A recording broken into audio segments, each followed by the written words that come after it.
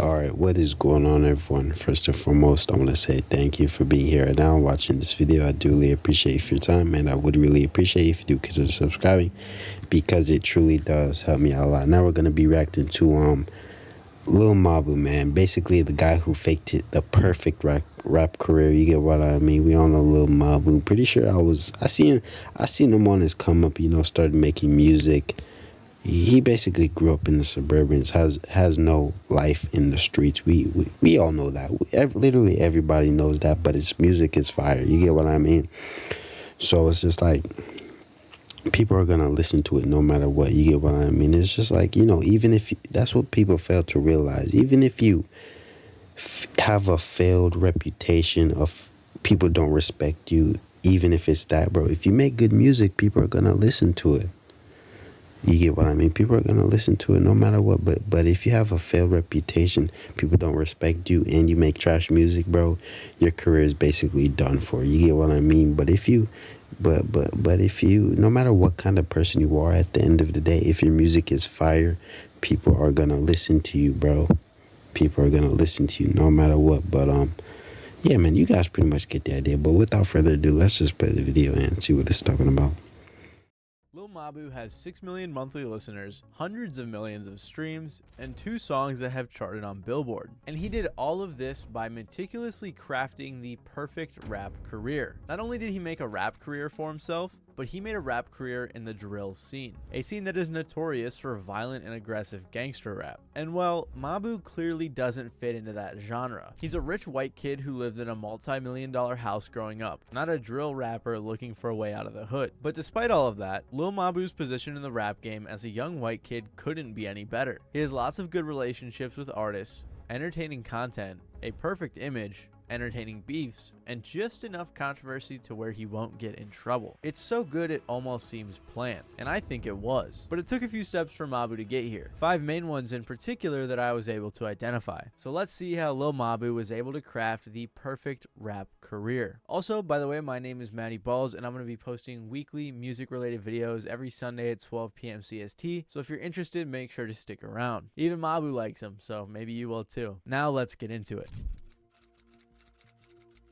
To have a successful career in the music industry, it's important to have money. And luckily for Lil Mabu, he has quite a bit of money at his disposal. His real name is Matthew DeLuca, and he lives at his parents' 5-bed, 5-bath, 3,327 square foot condo on the Upper East Side. So if the square footage or number of bedrooms and bathrooms didn't tip you off, the kid's parents are loaded. Not only does he live in one of the most affluent neighborhoods in New York, but Mabu's family also has a vacation destination in the Hamptons, where his family owns a 6,182 square foot manse in Watermill. The two properties combined equate to a value of around $12 million total. So where did all this money come from? Well, Mabu's father is a guy by the name of Peter DeLuca.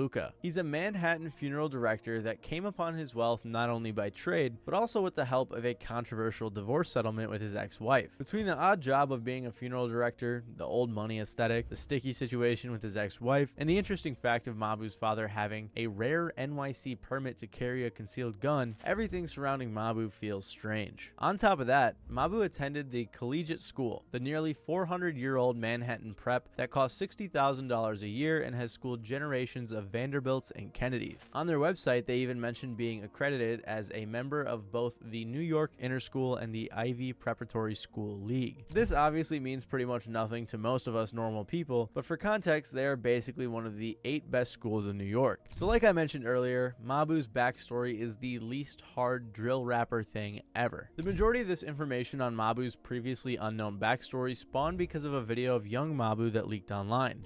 My name is Matthew DeLuca. I go to the collegiate school. I'm in 9th grade, and my favorite thing about Kids Walk for MSK Kids is getting together with friends and family to support such a wonderful cause. Ironically enough, it was around this time in Mabu's freshman year of high school that he would technically make his first song. The track was called Winnie the Pooh, and it is absolutely unlike anything he makes now.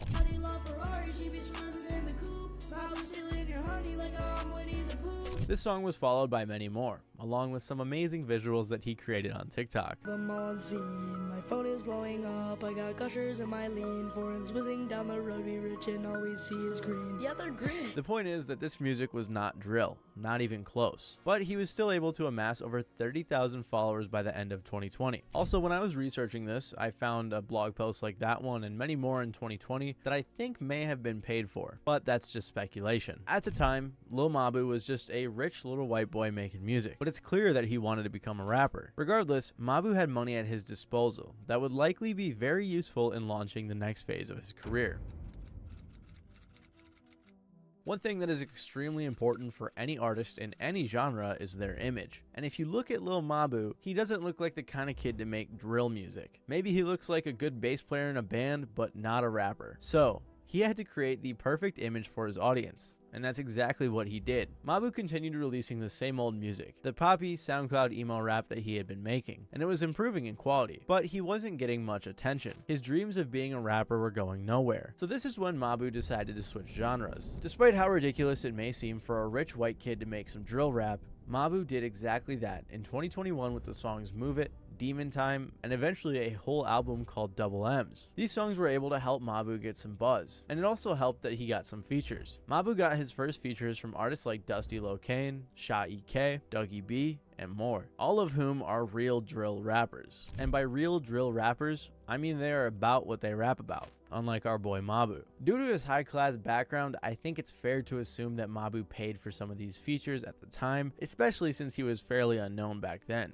One of Mabu's collaborators, Sha EK, explains the situation best. He said, "Drill rap is like aggressive music. Yeah, basically kids expressing their feelings, but in their way. It's the way they do it because they can't talk to nobody else. Best way to get everything off your chest." He went on to talk about Mabu in particular, saying he was a good kid and ready to work, but that his life of privilege was limiting. He don't have street cred, but they just respect it because they know he has music talent. For a guy with Mabu's privilege, one of the only ways he could get any type of positive credibility rested on the shoulders of those Mabu associates with. Mabu's goal was to gain credibility in the drill scene strictly through association, so basically no drill activities, which isn't very surprising, and it adds to the negative history of white rappers making gains off of those in the community who actually suffered the trials that gave birth to the genre. However, a key difference between Mabu and other white kids who have tried making drill music is how he reacted to the criticism and actually leveraged it to his advantage. Instead of getting defensive, he would go on to troll his haters by making fun of his background himself. Mabu had found his image,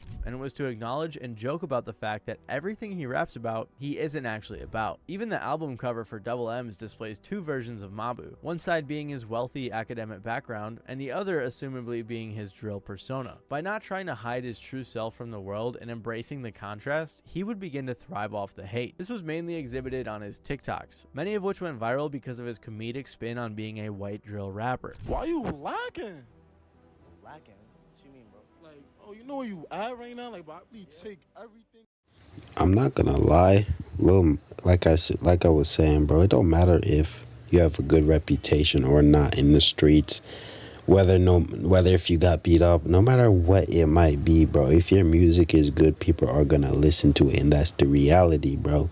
So everybody knows Lil Mabu is not street. He comes from the suburban area, things like that. He has zero street in him. But at the end of the day, he can try to act hard, do all this hard stuff, and people are not gonna fall for it. People are always gonna think he's soft. But at the end of the day, bro, he makes fire music, so people are gonna listen to it at the end of the day. And also, he may have also paid for a feature or two during his upcoming. I'm pretty sure he may have paid for a feature or two, you know, simply because he had the money and he's trying to get put on. You get what I mean? And make great songs with other big artists. But I feel like, bro, once you basically staple your position in the music industry, and you're like, okay, people can have an idea of what kind of music you make and be like, okay, this guy's actually pretty good. You get what I mean?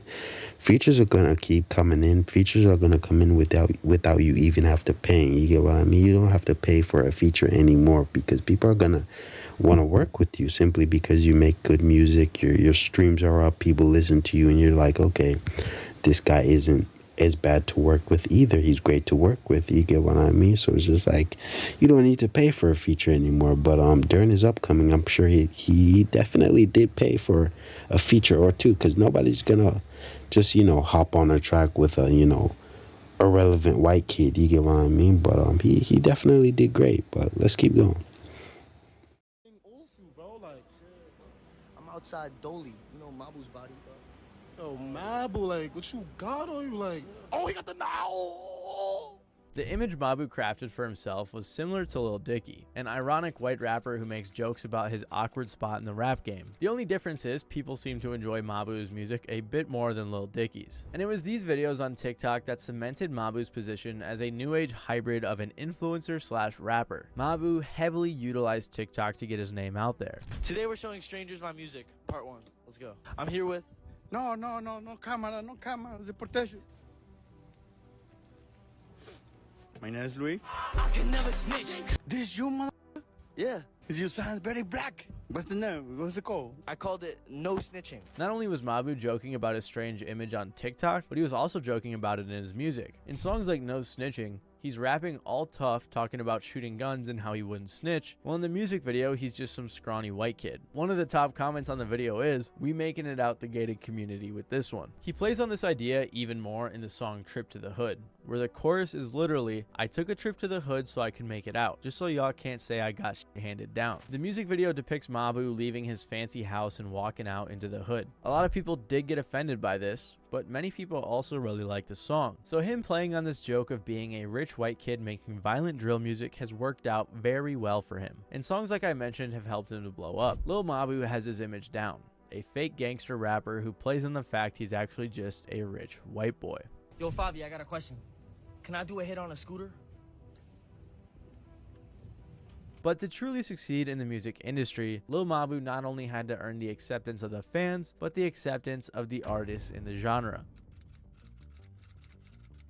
How would a high school kid get in touch with artists like Lil Durk, PNB Rock, Lil Mosey, Tory Lanez, and more recently people like 504 and NLE Choppa? He was even good friends with PNB Rock back in 2021, which is very surprising. You would think that a rich white kid cosplaying as a drill artist would turn away people from wanting to work with him. Maybe Lil Mabu's an industry plant. Maybe he paid his way to the presence of these popular artists. Or maybe it was something else. Well, I can't say for sure that he has paid for features. With the way the industry works and the position Mabu was in, it's hard to think he didn't pay for some of his earlier features. Although some of his interactions early on with artists like PNB Rock make it seem like it was more organic. However, as his career grew, it's likely a lot of these interactions were due to his virality.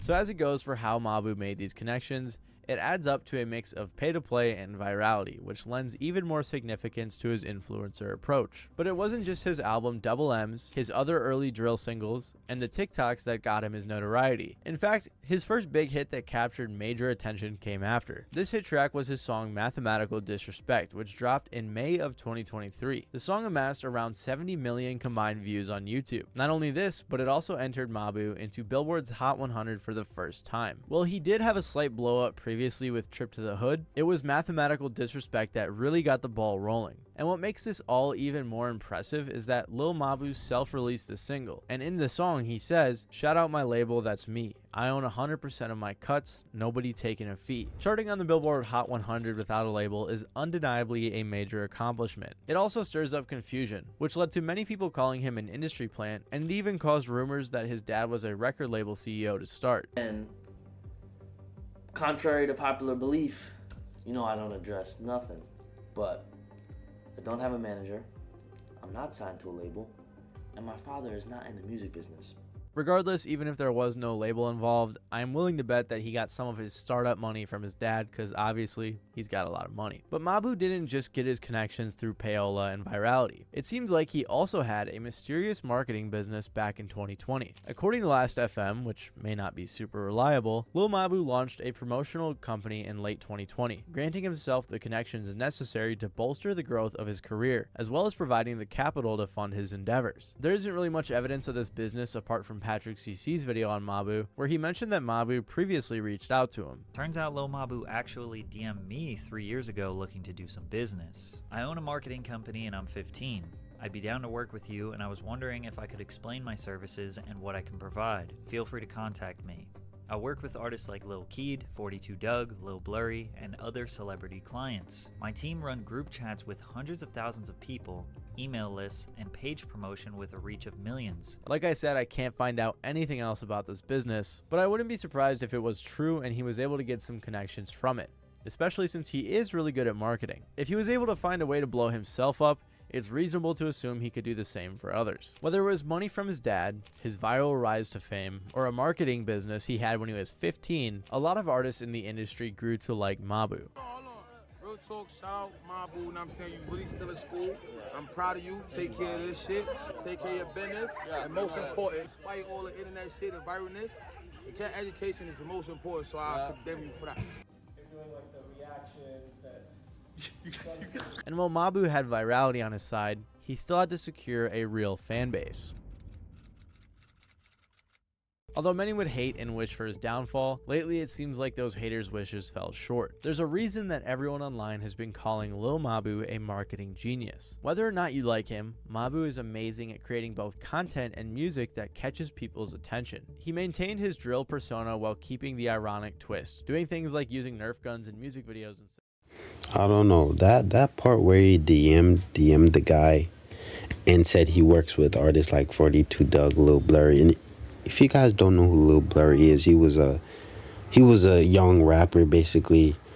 I think he was even signed by Lil Boosie at one point, and he was making decent music, but at this point he kind of like fell off at this point. Yeah, he fell off. But yeah, man, he was popping at the time, man. 42 Doug, bro, what? That's kind of weird, bro. Like, are you an industry plant or something? Like, what do you mean you work with those artists, bro? Like, I don't know, man, but that's just my opinion. I just thought that was really weird.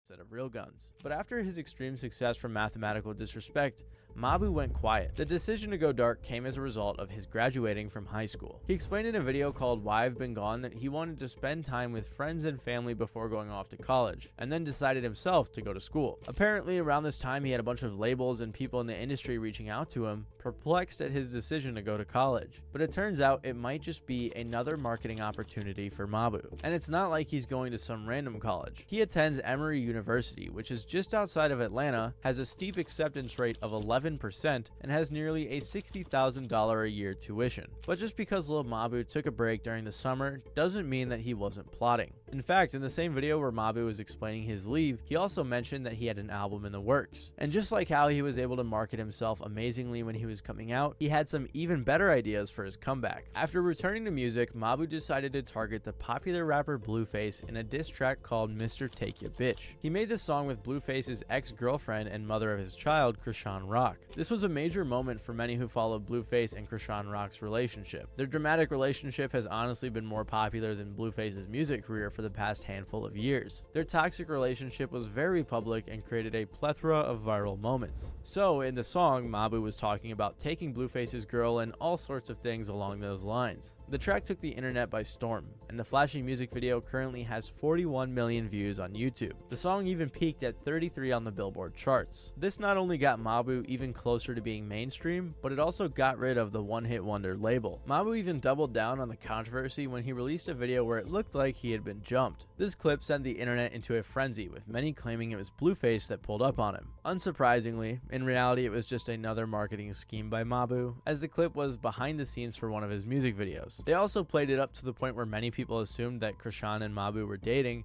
but that wasn't true. And to add to the confusion and controversy, Krishan went onto a podcast to complain that she received no money for her feature on the song. Regardless, this drama was great for views, and by this point, Lil Mabu had planted himself in the music industry. So that's what you do right now, market. Everybody thought you was what? Industry plant? But you wasn't. I am. I planted myself.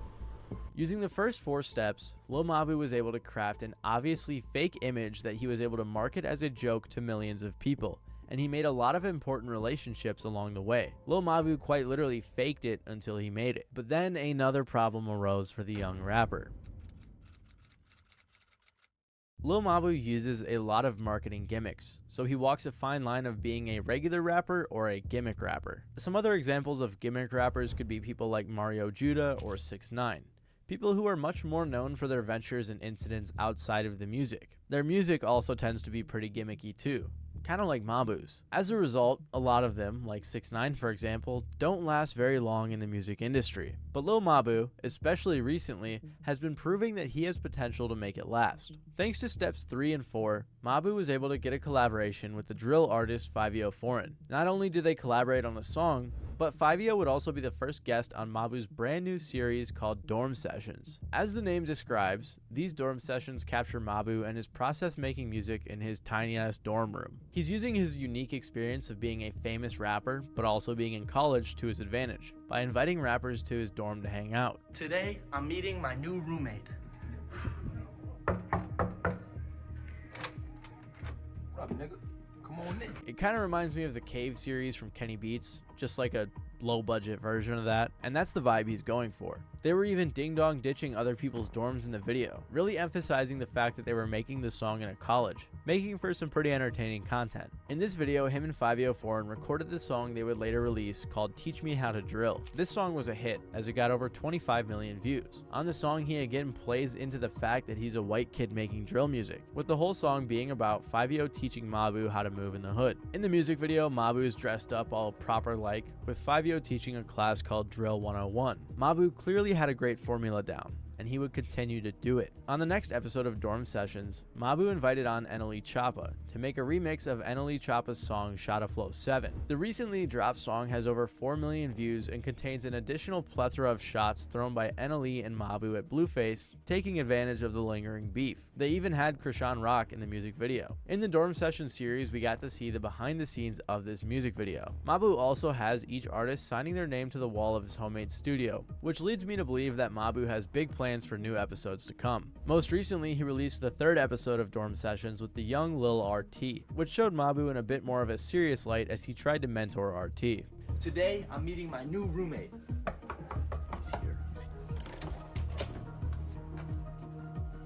Hey, you got 5 minutes like a shit. I live for that.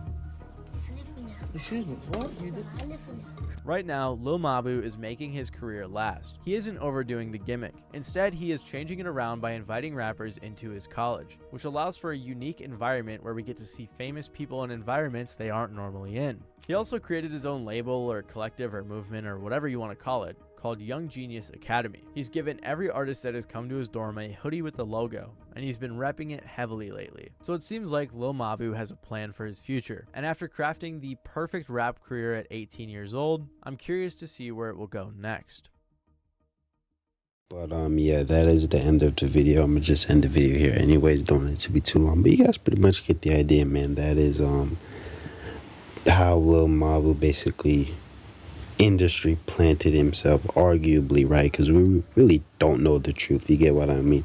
He could have had a label backed up behind him. I don't know, man. But at the end of the day, bro, he couldn't have gotten this far without, you know, his dad's help. You get what I mean? We all know his dad probably has a lot of connections, even if his dad directly doesn't, you know, basically plant him into the industry. You know, his dad definitely does have a lot of money to, you know, and maybe he even knows people, you know, definitely could, you know, definitely have connections or gain connections and pay people to, you know, help his son with his music and, you know, marketing strategies and all kinds of stuff in general to, you know, get where he's at right now. But at the end of the day, bro, the fact that he hit up that guy saying he works with artists like 42 Dog and Lil Blurry and etc., bro, that is insane, bro. Like, pretty sure he was only like, what, 15 at that time. That still kind of weirds me out at like till this day. But at the end of the day, bro, yeah, man, like I said, though, even if, you know, you fake your whole reputation, no matter how bad your reputation is, no matter if people don't respect you or not, and even if that's the case, right, even if you fake your whole career, if your music is fire, bro, people are gonna listen to it. Music is music, and good music is good music that people are gonna listen to. You get what I mean? Because good music just can't be ignored. You get what I mean? But yeah, man, that's just the way it goes. You know, if your music is good, they're just gonna listen to it, regardless. And you get what I mean? Because some people don't care, some people do care, and you know, some people care so much with it, and it gets to the point where they're like, okay, I'm not gonna support this guy. This guy's weird because they care too much. You get what I mean? But everybody's different, and some people care and they still listen. But you know, some people don't really care, and you know, they listen to your music anyway. So you know, regardless, your music is gonna get played if it's a banger. You get what I mean? But yeah, man. Without further ado, let me know what you guys think down in the comment section and subscribe for more content. Peace out.